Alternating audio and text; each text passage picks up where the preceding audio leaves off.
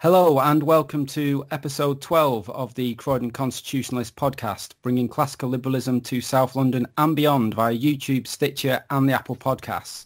My name is Dan Heaton and my partner in podcasting today is Mike Swadling, the co-founder of the Croydon Constitutionalists. Mike, welcome to the podcast. What do we have to discuss today? Well, hello, Dan. We're talking about Brexit. As always, the New Deal and where we're at the moment. We're talking a bit of local politics, the Fairfield by-election for Croydon Council. Also local politics, the democratically elected Mayor of Croydon campaign and how we're looking to change the governance model in Croydon. What constitutionalist events have been held, what we've been up to and what hopefully many of you have been at. And finally, some of the fascinating stuff that's been on our website, some of the interviews we've the other articles that are out there. Good stuff. So, Mike, Brexit, they said it could not be done. Boris went to Europe and got a change to the backstop and the political declaration. Been very popular with some people, certainly with the Conservatives. Not so popular with the DUP. Obviously, we all got all geared up for Super Saturday, and it turned into a bit of a damp squib, as you say. What do you make of the changes to the deal? Steve Baker put something on Twitter along the lines of, it wasn't great, but it was tolerable. And I think that's the right answer. It is tolerable. It's not everything you want. I mean, you know, we want to leave with a comprehensive free trade agreement and nothing else. Well, that's never going to happen because the EU simply will not negotiate a free trade agreement whilst you're a member. Fine, I say, just leave on well terms and then we come together and frankly, the EU might be at the back of the queue, to quote a former president. But we're not there. There isn't a majority in Parliament. There isn't anything like a majority in Parliament. I don't even think if the Conservatives won a majority, they would find it easy to pass that bill, even after the 21 have been kicked out of the party to all intents and purposes. So we have to live with the world we're in. And in that world, Theresa May had delivered a god-awful stitch-up act of treason to Parliament. Boris had to negotiate from that point. And I think he's done a pretty tremendous job to get the EU, particularly with Parliament, also hampering them at every step of the way, to get the EU to agree to something that the ERG could get on board with. Quite a lot of people in the Brexit party are on board with. I know some other pro-Brexit parties, SDP, for instance, have got on board with this. They're not happy about it, but it got us out on the 31st of October. Yeah, I think you're right. I think once the government, albeit under a different prime minister, accepted that the EU's position that they couldn't negotiate a trade deal with you whilst you're still a member, and whilst that may be the law, I don't think that that's the pragmatic approach to this. But nonetheless, that was their position. We should have said, well, here's what we're going to do, and we should have made that decision 12 months before the 2 years of the original Article 50 period was up. But we are where we are. I think that the good thing is it's got rid of the backstop. It means we'll be able to do our own trade deals, or should be able to. It allows a consent mechanism for Northern Ireland to get out of those special arrangements should Absolutely. They wish to. So in that sense, it does comply with the principles of consent. Unfortunately, the DUP disagrees about what consent means in this instance, because they believe it should be a cross-community vote of the Stormont Assembly, which hasn't been sitting for quite a while now, although I think they've just come back for some particular reason. But what, of course, that does is, with the present votes that there currently are in Northern Ireland, that would, being cynical, that would effectively give the DUP a veto on such matters. So, I think this complies with the principle of consent. It's just perhaps not to the DUP's liking. And unfortunately, the 10 DUP MPs who were obviously campaigned for Brexit now seem to be, along with obviously many others, standing in the way of it. I think the Benn Act, which was a surrender act, and it literally was, in light of the Benn Act, I think Boris Johnson's done very well to get what he did. Now, as we speak, the Parliament has passed the second reading of the actual withdrawal, well, not the withdrawal agreement, but the withdrawal bill, so the legislation to enact the withdrawal agreement, because it needs to be ratified in UK law. Whereas, of course, they weren't prepared and chose to delay or defer agreeing the withdrawal agreement itself under the so-called meaningful vote principle, which didn't used to exist at all until Gina Miller got the courts to make it up. But, we know that the courts these days are prepared to make the law up. I mean, some people say they always did, but they didn't. They used to say what the law was. But, in this instance, they've made up new law. But there you go. As I say, the government's got it passed. That is some of the legislation, but they did then want to get the rest of the legislation through in a very short timetable, 3 days I think it was. But despite everybody in Parliament having seen 90% of this withdrawal agreement previously, because there's not that much of it that's changed, they seem to think they need to scrutinise it for several months. Therefore, we will have to see whether there's going to be yet another extension beyond the 31st of October, whether it's going to be the 31st of January as stipulated by the Benn Act or not. I don't know. And this is the great worry to me, and one of my reasons for hoping they would pass this bill. It was the 29th of March. It's down the 31st of October. Suddenly it's January. What on earth makes anyone think things change in January? What possible reason have they got to pass a bill they don't like now in January? They don't need an election for another couple of years. They can just go on and on and on with this god-awful situation. And I've no reason to think these, frankly, traitors in Parliament would do anything different. They lied on their manifestos. They lied about the referendum. They, with the Supreme Court, make up new laws. The Speaker makes up new processes. There's absolutely no reason to think that any further delay is any more meaningful or will make any difference to what they do. I do think this is kind of about as close as we can get to passing anything, unless something truly dramatic changes in the country. It probably won't be very nice, but it won't be the 31st of January. It will be a new reason to delay it till March. I can't see anything else happening. And of course, the great thing with this bill, the end date was still the end date of the original withdrawal agreement.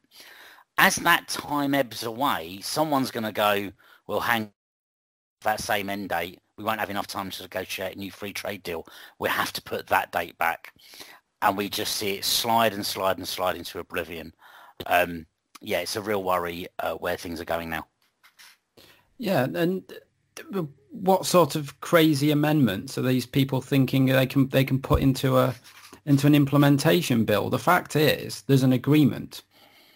You cannot do anything. You cannot put any amendments into that bill which would change the terms of the agreement, because guess what? It's an agreement. You can't actually do that. You can only vote for it or against it. Any significant amendments wreck the bill. Yeah. So I think the DUP have sort of drafted an amendment, I think, which is basically giving them their veto back effectively. Seems to be the case from what I've just had a quick look at on the internet. Well, again, that's not in the agreement. So you'd have to say, okay, if we have to accept that amendment, we're going to have to go back to Europe to try to negotiate what's in that amendment, because it's a change to the agreement, and that they're just not going to have that really. I think it's a perfectly good compromise in all the circumstances, and to a certain extent, I praise the DUP occasionally. I may have some disagreement with them on some matters, but in this instance, I think what we're seeing is either they're being cynical and they just really want their own veto. Okay, some people will see it that way, or else the reason they feel they need that veto in these circumstances is because they are just really, really pessimistic about the future of unionism in Northern Ireland. They see birth rates, etc., this sort of thing. And they've still got that siege mentality that quite a lot of unionists developed during the course of the Troubles. I would suggest that given the economic potential for Northern Ireland, especially as part of this deal, and if we actually did go the whole hog, we're outside the European Union, we're striking these new trade deals, I think Northern Ireland would do very, very well out of it. And there'd actually be a real incentive for the people in Northern Ireland and the people in mainland Great Britain to work together to really enhance the union. So I think there's a bit of negativity there, a bit of pessimism that they think they're going to get subsumed into the Republic of Ireland. Well, actually, I think the United Kingdom outside the European Union will do very well economically, and I think Northern Ireland can definitely be a part of that. And and it's got almost the best of both worlds in this particular backstop scenario, if we're allowed to use the term backstop. But then even that protocol only kicks in if there isn't a comprehensive free trade deal. And let's be honest, once we're out, I think there's a real incentive for the European Union to look to do that. It's in the political declaration. There is actually, thankfully, a bit of a timescale in there as to when they're looking to agree certain things, and I think it's in their interest to agree it. So I don't think these protocols will necessarily kick in, and even if they do for a period of time for whatever reason, I think Northern Ireland's going to do all right out of it. So it's quite disappointing. I can understand, but it's quite disappointing to see their position.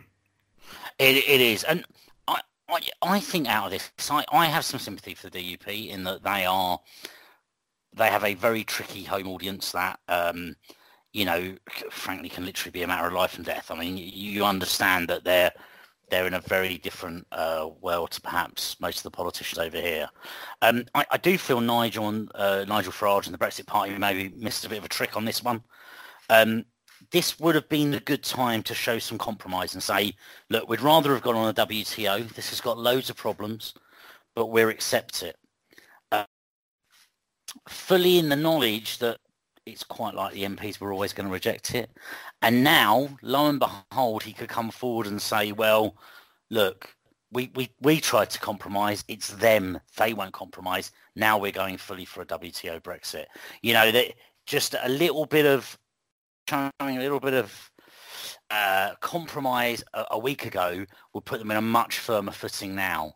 Unfortunately, he looks like somewhat like he can't say yes, and we've seen some cracks in the Brexit Party, ironically at a time where we may need them to hold the Tories to the 31st, if that's even vaguely possible. Indeed. There's a few Brexit Party MEPs who have actually said they support the deal. So, interesting times with that. And if there is, if the cowardly members of Parliament are prepared to agree to a general election in short order, then it will be very interesting to see how whether the Brexit Party do actually put up as many candidates as they've talked about. But obviously, time will tell, and we'll no doubt be commenting upon that in due course. Indeed. So that's the big events, big interesting events of the last few weeks. But we've got a bit of political shenanigans been going on. Right outside my front door. Yes. Literally in the town centre ward of Croydon, which is actually called Fairfield.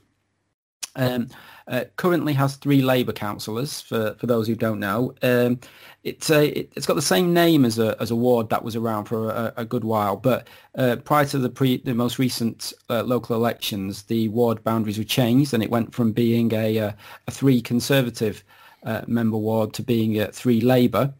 And one of those Labour councillors, shortly after the Labour Party conference, although I don't know that the two things are linked, was forced or felt it necessary to resign. there's a mystery around what's gone on, but certainly we are led to understand a very serious matter. Anyway, he resigned as a councillor and what have you. So there's having to be a by-election, and then if that wasn't enough for the Labour Party locally, they've then had a bit of a scandal over the selection process for their the replacement, the candidate to be the replacement. A chap called Jose Joseph, who runs a stall on the local street market, was allegedly, and I say allegedly, selected at a ward meeting at the day before. I think we can say he was fairly elected at the ward meeting. That's certainly what the reports have said. Only from first-hand accounts from people who say they were there. Yeah, so it sounds to me like he was selected. Let's be clear, I do not know the exact procedures in the Labour Party, but essentially he got more votes than whoever else was there.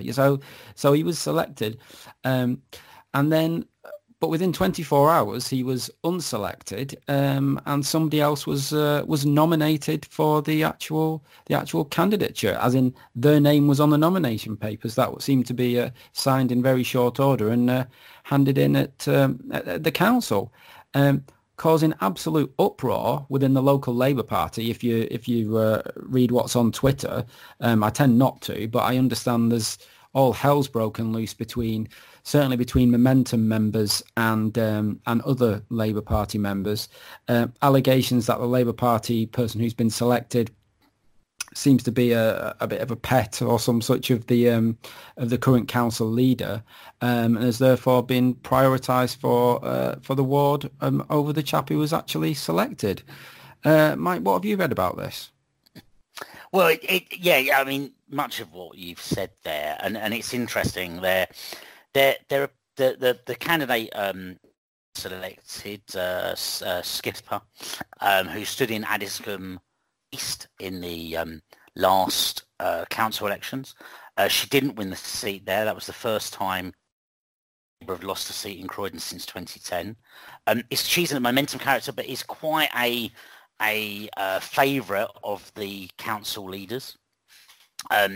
She was selected again for Fairfield. She'd come second, I'm led to understand, in the actual selection meeting. But as we say, the primary candidate was removed for whatever reason. She's not popular with a lot of people in the Labour Party. Again, from what we've read online and what we've read in some of the Twitter, particularly, is virulent on this. And you never know quite on Twitter, but if you look at some of these are definitely people who are in the Labour Party. She's been considered to be a bit work shy.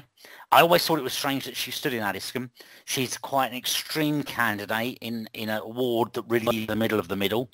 And Addiscombe became the first split ward in Croydon for some time as a Conservative councillor. So, an interesting person to choose for somewhere like Fairfield, which I would say is not a particularly extreme ward either. I think it's a fairly kind of moderate area. What has come out, what's been really fascinating to see about this so far, is with Labour campaigns, photos of lots of people going out and campaigning. So when I stood in South Norwood, I often walked past great big crowds of Labour Party supporters going out to campaign in South Norwood, where they were going to win by a landslide. When you've seen them campaign in Norbury, in the by-election up there was loads of people out, photos of lots of them where they were going to win by a landslide. Fairfield, where it's a real battle, not so much. There seems to be a lot of Labour activists staying at home. Tony Newman tweeted someone out who was doing leafleting the other day. They tweeted someone who was going out doing some leafleting, not a gang of 10 as you would expect in this sort of circumstance. Ironically, of course, it's the Conservatives you see with large numbers of people. But I'll come on to that in a minute. The last thing I want to say about Labour, which I think is really interesting, is some of this desperate tweets going out, which makes you wonder about their state of mind on how the ward's playing out. Lots of attacks on the Conservative candidate. Lots of attacks on the fact that she's associated with a church in Croydon. and lots of attacks on that they consider controversial. I don't know whether they consider all religions controversial or whether it's just Judeo-Christian ones they have a problem with in Labour, but they seem to consider it controversial. And there was I had a bit of a Twitter spat with a councillor, and I also picked Steve Reid MP up on this, who had said that Fairfield was the most Leave voting ward in Croydon. Now, the ward didn't exist back in the referendum, so you're going to have to kind of guess how Leave voting it was based on what it was previously. But there's no way it was the most Leave voting ward in the referendum. That goes to Crystal Palace up on Norwood area, and I think that still is today. It was a pretty... It voted... Sorry, not Leave voting, Remain voting. It voted Remain, but not by a huge margin. And then when they got called on it, they sort of said, oh, well, we've looked at the people living there now. It's like you can't make up stats. Well, of course, they feel they need to make up stats because I think they feel under pressure there. Certainly, they don't seem very confident about it. And you mentioned that the Conservative Party candidate Jade Edwards seems to have a whole group out with her on a regular basis. This is what we see on Twitter. Well, about 10 minutes ago, I saw it for myself, because there was a group of them outside my door and walking up the street doing leafleting. So it's certainly factually correct that there are quite a lot of Conservatives. And interestingly, of course, and you say Jade, she's involved with a local church. It's certainly a church that has a very youthful demographic from what I've seen. And of course, young activists are something that any political party would be keen on, even if it's only because they're prepared to walk upstairs to deliver leaflets, if nothing else. Enough reason in itself. Yeah, she's certainly got those. But an interesting character is Jade, and I think we got her to do an interview that we've put on our website. Mike, what do we know about Jade Edwards? Well, Jade's lived in Croydon since she was 12. She's only 20 now, but she's had a lot going on already. She was quite a young mother, got involved in this Spark Nation Church, where she's heavily involved in. It's worth reading the interview. She's got a lot of passion for young people, a lot of passion for energising others to make the best of. She stood previously for the Conservatives in Broad Green in the 2018 local, so she's not actually new to this, despite being so young. And she's, the videos you see of the activism and her talking, there's definitely a lot going on and a lot of there's an enthusiasm around her and getting out to campaign there. And it's great, of course, all the best people get interviewed by the Croydon Constitutionalists, so clearly she naturally turned to us. But interestingly from her, she doesn't talk a lot about Brexit. She wants to focus on local issues. I think that's important. But she just makes the point that we voted for Brexit, therefore we've got to deliver it. And it's that kind of classical democratic point that unfortunately so many politicians don't seem to get. Definitely, and speaking of politicians that don't seem to get that, I've had another leaflet through my door from one of the other candidates, whose name is Andrew Rendell, who will be standing for the Liberal Democrats. He thinks that if he gets elected as a councillor, he'll be able to stop Brexit. Well, okay, but interestingly, in support of his assertion, well, I think it's in support of his assertion because it's completely separate on the leaflet, it's completely separate to the various points he's making about, getting Croydon Town Centre clean and other such lovely things. He has a little bar chart of, bizarrely, he's decided to select how Croydon Central as a constituency, so not the ward, but Croydon Central, the constituency, how Croydon Central voted in the most recent European elections. Okay. So interesting to know that according to his bar chart, the Brexit Party won. So the Brexit Party won with 24%, and the Lib Dems won with came second with 22%. So I'm not really sure what he's trying to say. No, other than no. Now that's weird. I've not seen any breakdown of constituency from the European elections. Maybe it exists and I wasn't aware, but I believed all the votes were given at a electoral, and I can't think of the right terminology, but it's sort of a council level from our perspective. So at Croydon Council, I thought that the Lib Dems won in Croydon. It was almost exact four-way split between the Lib Dems, the Conservatives, the Brexit Party, and Labour. But it's interesting that he feels he's got the numbers for Croydon Central, and he may well have them. It just might be we lack awareness of that. But yeah, and it doesn't surprise me that the Brexit Party would have won in a Leave voting constituency.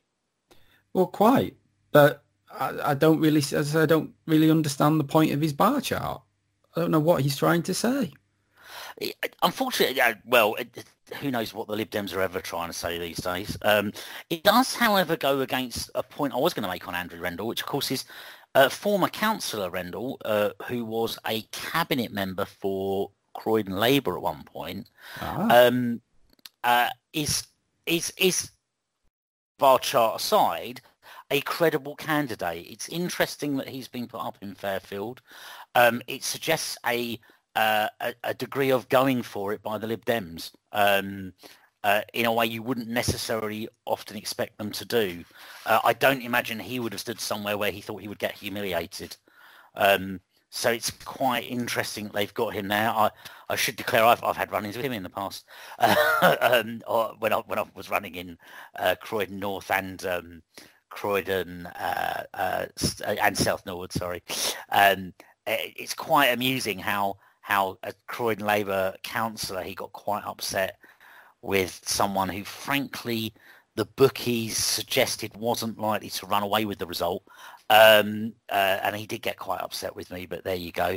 But nonetheless, a credible candidate from the Lib Dems, even if he is basically making a Brexit case for us.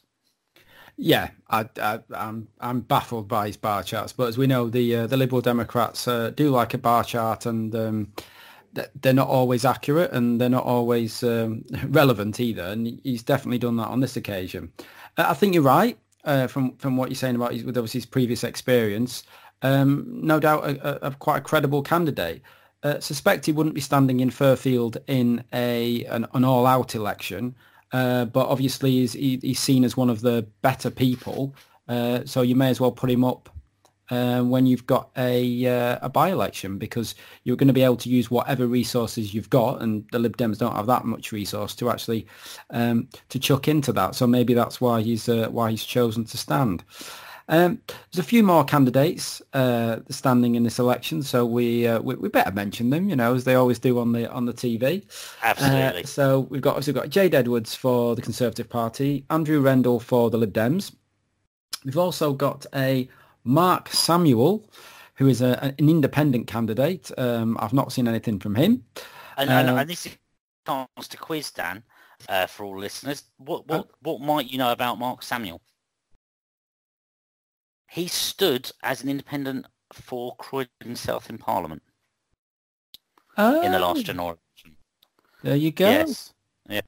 Little known fact. Yeah, indeed. And again, I'm going to say from that, not sort of has some credibility as a result of having done that before. Right. Okay. Well, there you go. An exclusive, almost. Then we've got. I think the name is pronounced Carrie. Is it Skipper, the Labour Party candidate? Then we've got Esther Sutton from the Green Party. Well-known local Green Party activist who runs the Oval Tavern in a neighbouring ward. Well-known, well-respected local activist. Probably one of the better people the Green Party have locally. I don't know if you've had many dealings with her, Mike. Only from afar, and yes, I'd echo everything you said there. I mean, they've got some shockers, but Esther is well known and easily recognisable. Has stood a number of campaigns very credibly. Of course, also gets a £5,000 payment from Croydon Council most years. as part of their community fund. Not sure what for, but listeners will be pleased to know if they're a Croydon Council taxpayer, we're helping to keep the Oval Tavern going. Someone's got to subsidise the crisps, haven't they? So someone's got to do it. Exactly. And finally, and I must admit, I've not done my research on this lady. So if you know anything, Mike, I'll be very interested to know. We have Heather Twiddle, I think it is, from the Women's Equality Party. Comments, yes, Mike? She has a, I believe she has a, I know maybe even not that, a Twitter account. I was going to say, I've made contact with all of these people recently. I can't say why. But yes, no, I don't know anything more about her than that. You can Google her and she does come up as being in the Women's Equality Party, but that's there endeth my knowledge. I'll just come on to that. The reason I've made contact with them all, something we'll come on to talk about, is the Taxpayers Alliance stalls. We've been asking people whether they support capping council staff salaries at the level of the Prime Minister. Unbelievably, some people are paid more. And I've contacted all the candidates in by-election to see who will support it. Be interested to see who comes back and who's not just running but running for the people of Croydon. Good stuff. So that by-election's coming up on Thursday, the 7th of November. Will be interesting. Maybe could well, because of the issues we've discussed, could well be a closer race than people may have thought. So I will certainly be looking at that result. Mike, the campaign for a democratically elected mayor in Croydon. I know you're involved in it somewhat. Can we give the listeners a bit of an update about what's been going on? Yes. So first of all, just a bit of a background again. The Croydon at the moment operates what's known as whereby the leading party appoints a leader. That leader then appoints a cabinet. And those people have really some quite real power in Croydon and some quite decent salaries as councillors. And I would say salaries as opposed to allowances. Most councillors get an allowance. It's, I think, about 11,000 a year, which isn't, a vast sum, but supports them in their work. But these people get real salaries to do jobs. Tony Newman, as you know, is that for the Labour Party at the moment in Croydon. What we want to do is change the system to one, but also Manchester, West Midlands, and a number of councils up and down the country. Lewisham locally operate, which is where we have a democratically elected mayor. So today we have a ceremonial mayor in Croydon, and we will retain that role. So the ceremonial mayor chairs council meetings, turns up to events in an ice train and cuts ribbons. Quite an important job, actually, if you run local events. It's good to have the mayor come along, but we would want that role would stay. But the leader of Croydon Council, so the role currently held by Tony Newman, and could in the future be held by Tony Newman, we want to replace with elected mayor. That will be the leader, and we would appoint them directly. So all the people in Croydon will have a chance to have a vote for them. And the reason for that is simply the feeling that today that the Croydon Council and Croydon as a borough is split north and south between Labour and the Conservatives. And they fight over a few wards in the centre, like Fairfield, where lots of people are putting lots of effort in. They didn't put the same sort of effort into South Norwood, where, believe it or not, even I could run. They didn't put the same effort into Norbury. And they wouldn't put the same effort into a Purley or a Coulsdon. But when it's in the centre of the borough, everyone gets excited. And it's a feeling that those two parties ignore the north and south, because either they will always win there or they can never win there. A mayor will have to get votes from all over the borough, and will need to listen to and work with and keep on board people from all over the borough. And that's why we want to change things. So that was my sales pitch. What's going on? Well, Chris Philp MP has written a letter about the campaign in his Croydon South newsletter that's been going out, certainly to me in Coulsdon, and one of my friends mentioned it to me in Purley this week. So that's going out. Worth having a read. Lots of stuff's posted to our Facebook page like this. We've been out gathering signatures, and we're doing very well.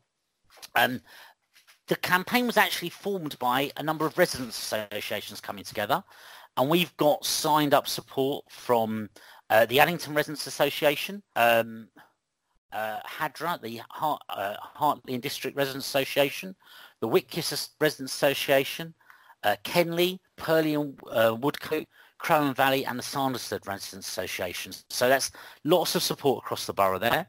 We've got others that are helping out from the ones that have formally signed on. We've also got some cross-party support. So Croydon Conservatives are supporting the campaign. Croydon South Labour are supporting the campaign. The Libertarian Party are supporting it. We had the Brexit Party candidates for the borough support it. And the Christian Parties Alliance are supporting their campaign. So there's kind of a widespread of support there of people that are backing us to change the way Croydon's governed and find a more accountable system where we know who's in charge of the council, who we can praise when they get it right, and who we can blame when.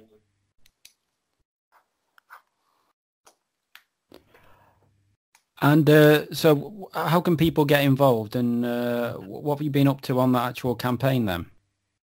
That's a good question. So lots of it's on social media at the moment, just trying to raise awareness as much as anything. We've held street stalls where we've gathered signatures in Coulsdon and Addiscombe. We've been out collecting signatures up in Upper Norwood, door-to-door knocking. Kenley's had a big push, I know, within their residents association, and that's starting to follow through in other residents associations that's doing it. We're soon to be out in Croydon and Purley doing the same things, collecting. If you want to get in touch, contact, look up the website, which is www.democ.org.uk, so that's democ.org.uk. You can email us, and I'm just getting that up. You can look at the Facebook page, which is also Democratically Elected Mayor of Croydon. Have a look for that, or you can email us at democ.org.uk. So that's info@democ.org.uk. Great stuff. So that's DEMOC sorted. But the Croydon Constitutionalists ourselves have been rather busy over recent times. We've held a number of events. Mike, some of the events we've had over the last few weeks, the last couple of months. So we had some Taxpayers Alliance stalls. How have they gone? Yeah, so we've been holding these kind of all year around a particular issue, which is the pay at the council. The chief executive of Croydon Council was paid just shy of £213,000 a year. There are 18 other people paid over £100,000 a year at Croydon Council, or there was at the time that they went to press, because obviously these things do slightly change from time to time. And those aren't our figures, those are figures published by Croydon Council themselves. So we've been highlighting that and saying, do we really need to pay people at Croydon Council that much? And specifically, we've been asking, do we need to pay people at Croydon Council minister? It's a slightly arbitrary number, but is it really more complex to run Croydon than it is to run Britain? And we've had a lot of support for that, as you might imagine. Last street stall, the one we've held since our last podcast, was out in Selsdon. So that was next to the Weatherspoons there, that's Julian Huxley. I thought it was a good day. We had support out from the TPA, a number of local activists, lots of people signing a letter that we've presented to all of the political parties in Croydon. But before I come on to that, what did you make of the day, Dan? Yeah, very positive response. Very positive response indeed. Certainly getting some traction. How have we got on with the political parties and political candidates, and with our campaign to get them to agree that any new appointment shouldn't be paid more than the Prime Minister? Well, so we've written to Conservative, Labour, Lib Dem, Greens, UKIP, and a number of other Brexit Party, and a number of other parties in Croydon, said, will you support this campaign? Now, obviously, we only have councillors at the moment from Conservatives and Labour, and those are the ones we'd really like to support the campaign. I wrote to Tony Newman, and I wrote to Tim, the leader of the Conservatives. I haven't had anything back from either of those yet, so Not massive, not perhaps a great surprise, as they appointed a number of these people on more than the Prime Minister. And I should add here, what we're saying is that no new appointments should be more than the Prime Minister. We're not saying anyone who's taken a job in good faith should have their salary changed. That would be completely wrong. They've signed a contract in good faith and we should honour it. But new people can be appointed at that lower level. We do have support. We have support from a number of parties. The Brexit Party in Croydon were happy to provide their support. The Christian Alliance Party, which a couple of times I've mentioned them now, you might not be aware of them, but they ran candidates in Croydon South and Croydon Central at the last general election. And I can't remember if they did the last general election or the one before, certainly I think they did. They got a party political broadcast because of the number of candidates they run. So there's a significant, party. The Libertarian Party have backed the campaign, and the Foundation Party, run by leaders Chris Mendes, who many of you will know from this parish, who has supported it as well. So we do have support from parties in Croydon. They cover a range of policy areas, those parties. There's no sort of monolithic views among them. So it's good to see that support. Hopefully we get it from some of the other parties as well. We've written to the people in Fairfield, but we want to kind of gather that campaign up. So if you're interested in that, get in touch. It would be great if someone could write to the local papers. Other than us, we've sent press releases, but it would be great to get some momentum going to that campaign. There's simply a reason we need to pay people 213,000. The Prime Minister's 150. That's plenty enough. That's a big saving. That's real staff numbers in that gap of salary. There is a question that sometimes get raised of how would we recruit good people? Look around you in Croydon. Do you think we've got good people running the town? I think we'll be fine if we recruit someone for the miserly salary of 150 grand. Indeed. So other than the TPA activities we've been up to, we had our Freedom of Speech, Just Watch What You Say meeting at the Green Dragon on the 18th of September. Some of you will have listened to that via our podcast, but it's also available on YouTube. So do please share that YouTube video far and wide. And as we do with the Croydon Constitutionalists, we also had some levers of Croydon drinks. In August, we were in Purley at the Foxy Hatch, and just recently, on the 15th of September, we were just next door to East Croydon Station at the Porter and Sorter. Mike, we had a special visitor then, didn't we? We had a member of the Canadian press. We did indeed. We were contacted by a couple of journalists. One, unfortunately, was very late in the day, and we didn't see it until it was a bit late. We were contacted by a German TV company that wanted to come to us, but that didn't come off. But the Canadian press contacted us, interested in writing an article for a couple of Canadian newspapers. Long interview with a few people there, a number of photos on the evening, and people that didn't want to be in photos, if anyone's ever worried about that, were welcome to step out of the way, and there was no worries about that. And she got a few words with different people about what we did, what we believe, who we are as individuals, the human interest side, as they call it. But it was great to have someone there reporting on it. It kind of brought the evening together, and we could chat about what we were asked and what came in. And it was a great chance to regroup as old friends. We also had Peter Sonics, the Brexit Party candidate for Croydon South, at the event. We do have and candidates from different parties from time to time at these things. Good chance to meet people who have run or who are running and have just a normal chat with them, if that's something of interest to you. So do come along. But yeah, no, good. Dan, what did you make of the evening? And what did you make of Purley? Purley's lovely. And we got them, and when we have these events in different parts of Croydon, it's good to get very local people who might perhaps have not been to one of our other events coming out to an event because it's local to them, and that indeed occurred again with the Porter and Sorter. So I think it's good that we keep moving these events around Croydon. Perhaps if we have them near a train station, we get the press involved, it seems, but we'll see. Hopefully we'll be having another Levers drinks soon, and hopefully, subject to whatever Mr. Burko and whoever else allows us to do, we'll have something to celebrate. But whether it's going to be in November or whether we're going to have to wait until the new year, time will tell on that. But it's not all just drinking with the Croydon Constitution. Sadly, we do some real work. Obviously, we've got our website, and we've had some interesting interviews put on the website. Mike, who've we been interviewing recently? Yeah, we've had a clutch of interviews, really. So first, 3 local Brexit Party candidates. Whilst you say it's not all meeting people in pubs at East Croydon Station, I met Yasmin Fitzpatrick at the Porter and Salter in East Croydon, and we had an interview and a good chat.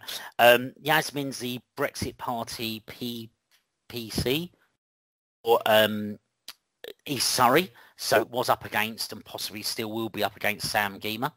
He was at the time a Conservative. He may soon be a Lib Dem running there. He may, of course, be a complete coward and run somewhere else. Yasmin, really interesting lady, wide and varied background. She'd been a commissioning editor for Channel 4. She's been a project manager in the NHS. She's recently qualified as I think it's a college-level teacher. She's done lecturing at university before, and as candidate in East Surrey. And if you follow her on Twitter, you'll often see her bashing Sam, which is something that everyone should be encouraged to. Interviewed Alan Cook, who was standing in Croydon North, has now been moved to Old Bexley and Sidcup. Again, a guy who lives in Westminster, knows quite a few interesting people in the Westminster bubble, but feels so strongly about Brexit. He's basically come out of retirement, although he's a very young man. He's done very well for himself in his career, to get involved in politics and fight for us leaving the EU. And finally, somebody already mentioned, Peter Sonics, who's running in Croydon South as candidate, distinguished military career. As he often says, he was a bomb disposal expert. If you see me running, keep up. He's been stationed in Iraq, done lots of things that, frankly, sound terrifying. But an interesting fella, and again, just felt so passionate about the need to fight for democracy, something he has, of course, literally fought for, that he wanted to get involved with the Brexit Party. So 3 interviews well worth reading on our site there. A couple of other interviews want to mention as well.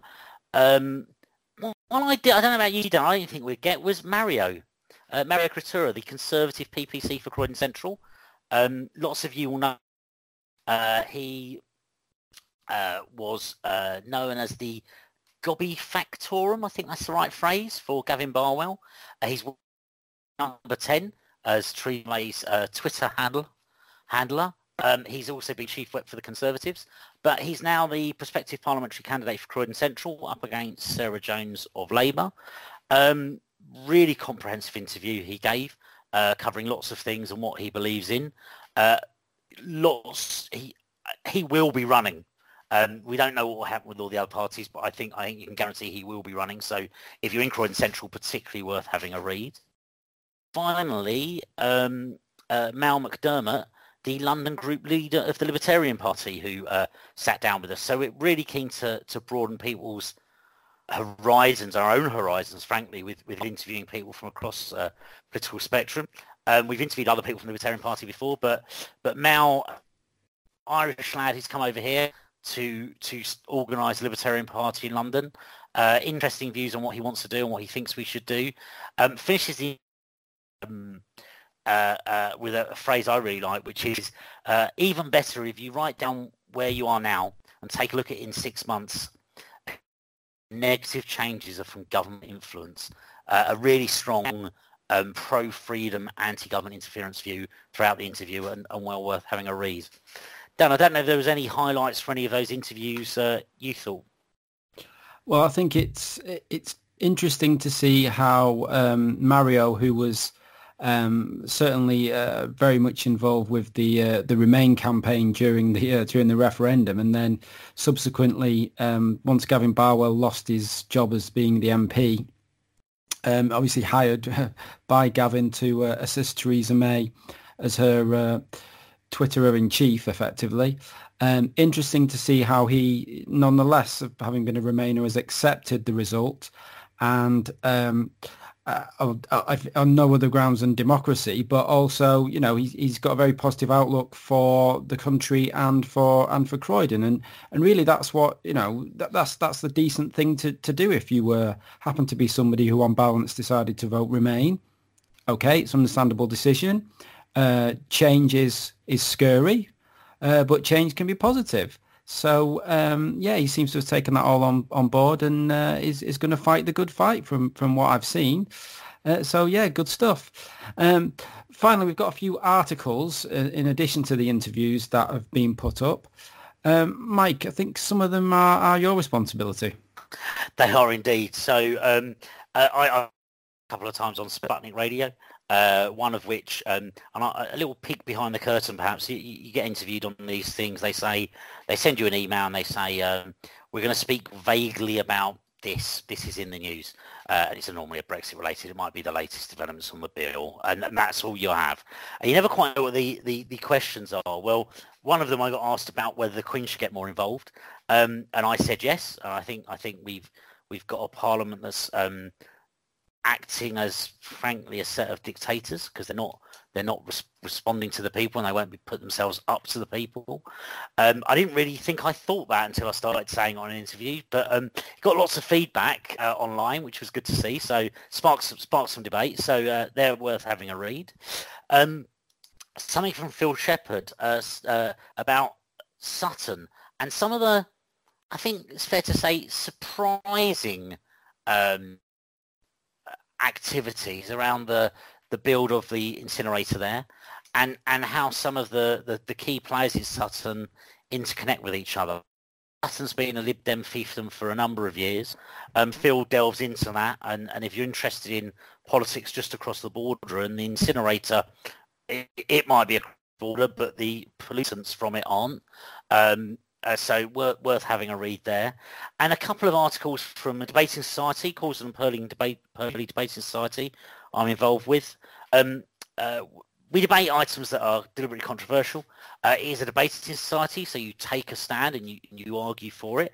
But I've written stuff I think I believe in and you might find interesting.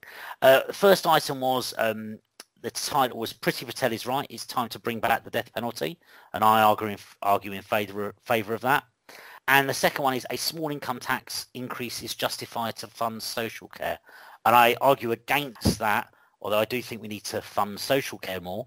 I don't think tax increases make a lot of sense. Have a read, particularly something like the death penalty. It's a real controversial article, an item. If you disagree, write us a response. We'd love to put it up. We'd love to post it out. We'd love to get your views out there. Great stuff. And yes, Mike, we totally agree. If anybody would like to get in contact with us, whether they want to write an article for the website or just to get in contact with us, that would be great. So you can contact us via the Twitter @CroydonConst, or we're on Facebook. You can go to the website, which is croydonconstitutionalist.uk, or you can email us at croydonconstitutionalist@gmail.com. So things that we've got coming up in due course. I'm sure we'll find our way to a pub at some point and do another pubcast. We're looking to arrange a further free speech event in the next few weeks. And who knows, in the event that we do actually achieve Brexit, who knows, even on the 31st of October. I don't think as I speak it's been completely ruled out, even if it's looking unlikely. So I'm sure if that happens, we'll definitely be having an event, and we'll be publicising that. So do keep going to the website, do keep checking out the Facebook page, and do get in contact with us. But until next time, it's goodbye from me. And goodbye from me. Goodbye.